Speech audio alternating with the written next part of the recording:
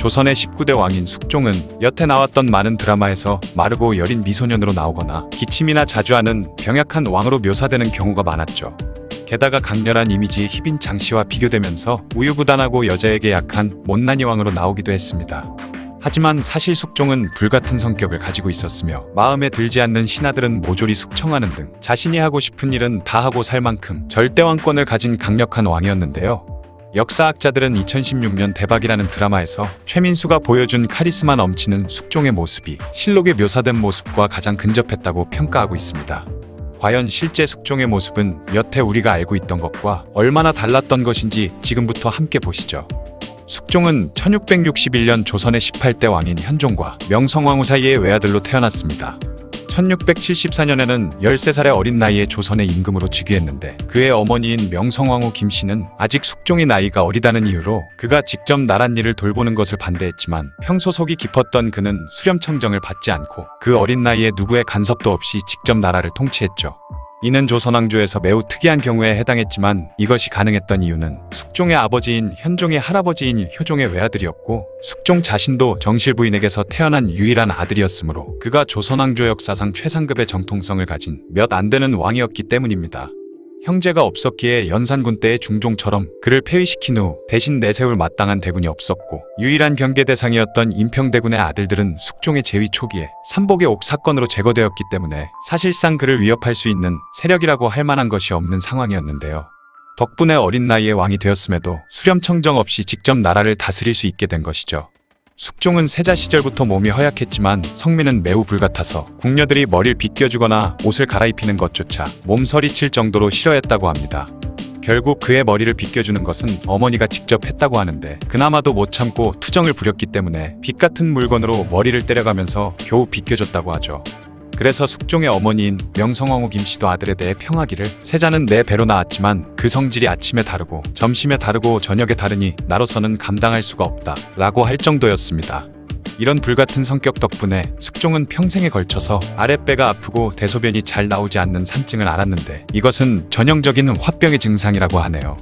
여태 나왔던 드라마 등의 영향으로 장희빈만 악녀이고 착한 숙종은 장희빈에게 홀려 이리저리 끌려다닌 것으로 아시는 분들도 많지만 기록을 보면 사실과는 전혀 다르다는 것을 알 수 있습니다. 숙종 14년인 1688년에 장희빈이 아들을 출산하자 장희빈의 어머니가 가마를 타고 입궁한 적이 있습니다. 이때 사원부의 말단 직책인 소유들이 그녀의 가마를 발견하게 되는데 그녀가 탄 가마는 옥교라는 지붕이 달린 여성용 가마로 당시 법에 의하면 정삼품 이상 관리에 여자 가족이나 탈 수 있는 것이었기 때문에 그녀가 그런 가마를 타는 것은 명백한 불법이었죠. 그래서 소유들은 원칙대로 장희빈 어머니가 가마를 타고 들어오는 것을 제재한 후 가마를 부숴버렸다고 합니다. 그런데 이 사실을 전해 들은 숙종은 불같이 화를 내며 그 소유들을 전부 때려 죽이라고 명했죠. 원칙을 지킨 관료들을 죽일 수는 없다며 신하들이 겨우 말려서 사형이 중단되기는 했지만 그 과정에서 의금부에 끌려가 신문당하던 소유 중 2명은 고문 중에 맞아 죽게 됩니다. 이 기록만 봐도 숙종의 평소 모습이 어땠는지 엿볼 수 있죠. 숙종은 재위기간 동안 모두 4명의 왕비를 들였는데 이 중 2번째 왕비가 인현왕후 민씨, 3번째가 희빈 장씨였는데요. 재위 기간 동안 나란 일을 멀리하고 희빈 장씨를 비롯한 많은 여인들을 탐했던 국왕이라는 사람들의 인식과는 달리 실제 숙종은 후궁의 수가 다른 조선의 임금에 비해서 적은 편이었으며 자식도 그리 많지 않았습니다. 그럼에도 숙종이 여자 문제가 많은 임금으로 사람들에게 기억되는 이유는 그가 다른 국왕과는 달리 정치적 사건을 해결하는데 자신의 부인들을 적극적으로 이용했기 때문이죠. 숙종은 장희빈을 이용해서 강적이었던 송시열과 서인 세력을 견제했으며 서인들의 정신적 지주였던 송시열이 죽고 난 이후에는 숙빈 최씨를 이용하면서 장희빈을 외면했습니다. 그리고 2번째 왕비인 인현왕후를 온갖 트집을 잡아 폐서인시키고 장희빈을 중전으로 삼아주더니 장희빈의 이용 가치가 사라지자 다시 인현왕후를 왕비로 삼았는데요. 다시 왕비로 복위된 인현왕후가 폐위됐을 때 얻은 병이 악화되며 결국 복위된 지 7년 만에 끝내 사망하게 되자 숙종은 그 죽음을 희빈 장씨의 저주 탓으로 돌리며 그녀에게 사약을 내려 죽였죠. 숙종은 처음부터 끝까지 자기 반성은커녕 오로지 일의 원인을 남 탓으로 돌리는 패턴으로 자신의 목적을 이루기 위해서 수단과 방법을 가리지 않는 인물이자 권모술수의 달인이었다는 것입니다. 자신의 왕권을 강화하기 위해서는 바른 말을 하는 신하들이라 할지라도 가차없이 죽였고 자신의 아내들마저 거리낌 없이 몰락시키면서 그들 사이에서 낳은 자식들의 인생도 엉망으로 만드는 짓을 서슴없이 저질렀죠. 먼저 인현왕후는 5년이라는 오랜 폐비 생활 때문에 죽음을 맞았고, 장희빈은 고문을 당한 궁녀들의 강요된 자백만으로 인현왕후를 저주했다는 누명을 씌워 세자의 어머니였던 그녀를 가차없이 죽여버렸습니다. 숙종은 장희빈이 몰래 신당을 차려 인현왕후를 시해하는 저주굿을 했다고 발표했죠. 하지만 신당을 차린 것은 애초에 세자가 두창이라는 병에 걸렸기 때문에 그 병의 쾌유를 빌기 위함이었고, 숙종의 주장대로 인현왕후를 저주하기 위해 신당을 차렸다는 증거는 딱히 없었습니다. 그나마 증거라고 제시된 것도 고문으로 인한 억지 자백이었기 때문에 정말로 그것을 믿을 수 있느냐 하는 문제가 제기되었으며, 그녀가 신당을 차려 굿을 한 것이 정말 인현왕후를 저주하기 위한 것이었는지 아니면 단순히 세자의 쾌유를 위한 것이었는지에 대한 의혹은 오늘날까지 끊임없이 제기되고 있습니다. 숙종실록을 살펴봐도 희빈장 씨가 인현왕후 민씨를 저주한 내용은 찾아볼 수 없다고 하죠.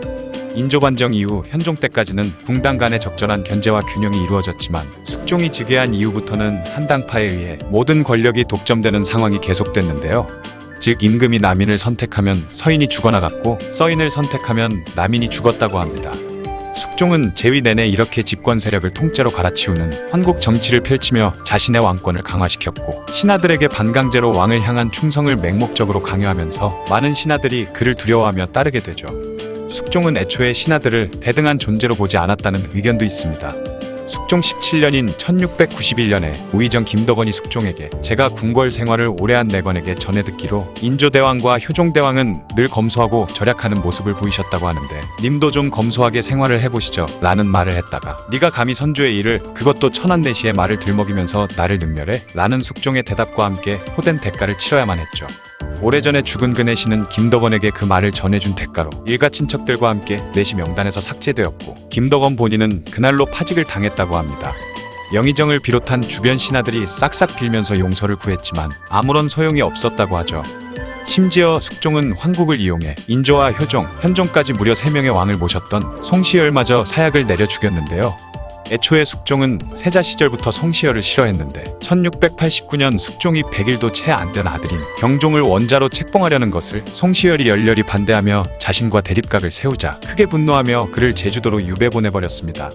이로 인해 송시열을 따르던 유생들과 신하들이 상소를 올리자 숙종은 그 상소를 올린 사람들마저 죄다 유배를 보내는 불같은 성질을 보여줬죠. 그럼에도 계속되는 상소에 열불이 난 숙종은 송시열을 국문하기 위해 그를 유배지에서 한양으로 직접 불러들였습니다. 송시열이 유배지에서 올라오는 길에 그를 추종하는 노론 세력들이 그의 뒤를 따르기 시작했는데, 한양에 가까워질 무렵에는 그 수가 무려 500명이 넘었다고 하죠. 하지만 숙종은 신경도 쓰지 않고 사약을 든 선전관을 보내서 결국 송시열을 사사시켜버립니다. 그런데 숙종이 절대왕권을 가지고 하고 싶은 것을 다 하며 살았던 건 맞지만, 나랏일을 내버려둔 채 흥청망청 놀기만 했던 것은 아니었고, 여러 면에서 나름 많은 업적을 남겼는데요. 먼저 경제적으로는 평안도와 함경도, 제주도를 제외한 전국의 대동법을 시행해서 백성들의 삶을 안정시키려 노력했고, 본격적으로 화폐를 제조하기 시작했는데, 흔히 우리가 잘 알고 있는 상평통보가 바로 숙종 즉위 초년부터 주조되기 시작해 전국으로 유통되었습니다. 때문에 숙종 시대 전반에 걸쳐 상품화폐 경제의 발전이 이루어졌으며 국가의 재정 역시 탄탄해졌죠. 숙종은 특히 군주로서의 책임감이 강해서 백성들의 삶에도 많은 관심을 쏟았습니다. 대동법 시행지역의 확대를 비롯해 백성들이 억울하게 땅을 뺏기는 것을 막으려는 의례정식 제도를 시도한 것이 그 대표적인 예죠. 그 외에도 백두산의 청과 국경선을 다시 긋고 정계비를 세우면서 북방의 영역을 확고히 했으며, 정종과 단종의 신원을 회복시키는 등 조선왕조의 과거사를 정리하는 데도 관심을 보였습니다. 이외에도 탕춘대성과 문수산성 등 여러 성을 쌓으면서 수도 방어에도 각별한 관심을 기울였죠. 이때 만들어진 수도 방어 체계는 고종 때까지 유지되었다고 하네요. 이후 46년간 조선을 다스리던 숙종은 1720년 6월 59세의 나이로 세상을 떠나게 되죠.